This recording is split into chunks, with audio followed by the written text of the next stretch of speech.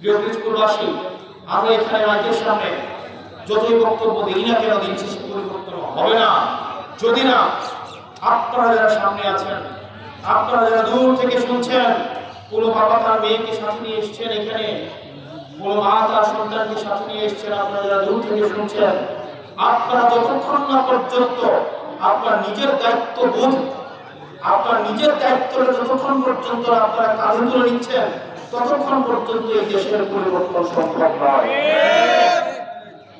আমার পুলিশ ভাইদের কাছে প্রশ্ন, আমার প্রশাসনের ভাইদের কাছে প্রশ্ন, আপনারাও জানতেন, আমরাও জানতাম, দীর্ঘ 1.5 দশকের বেশি সময় ধরে ভোট চুরি হচ্ছে। আপনারা কি দেখেছেন পুরো প্রশাসনের ভাই এই ভোট চুরির প্রতিবাদে উনি চাকরি থেকে ইস্তফা দিয়েছেন? আপনারা দেখেছেন কাউকে? উনি পুলিশকে দেখেছেন? উনি বলেছেন যে আমরা এই অবৈধ সরকারের অধীনে চাকরি করব না। ঠিক একইভাবে দোষ আমাদের উপরেও যায়।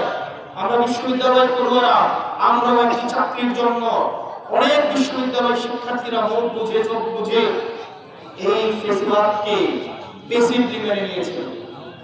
কেবল তখনই পরিবর্তন হয়েছিল যখন প্রত্যেকের জায়গা থেকে তার দায়িত্ব অনুযায়ী রাস্তায় নেমে এসেছিল। প্রিয় পিরোজপুরবাসী, আমরা সবে শুরু করেছি। আমাদের রাজনৈতিক দলের বয়স 2025 সালের আমরা 28শে ফেব্রুয়ারিতে আমরা আমাদের রাজনৈতিক দল গঠন করেছি। 2026 সালের 28শে ফেব্রুয়ারি সেটা 1 বছর হয়েছে। আমাদের 2 বছর একটা রাজনৈতিক দল হয় নাই। এই 2 বছরের একটা রাজনৈতিক দলের নেতৃত্বে আমরা 6 জন এখন সংসদে গিয়েছে। আপনাদের কাছে কি কোনোভাবেই মনে হয় এই 6 জন আপনাদের এই সংসদে আপনাদের প্রতিনিধিত্ব করতে কোনোভাবেই ব্যর্থ হচ্ছে? প্রিয় পিরোজপুরবাসী, আমরা কথা দিচ্ছি, অনেকেই বলেন এই 6 জন ইকুয়াল টু বাকি 217 জন।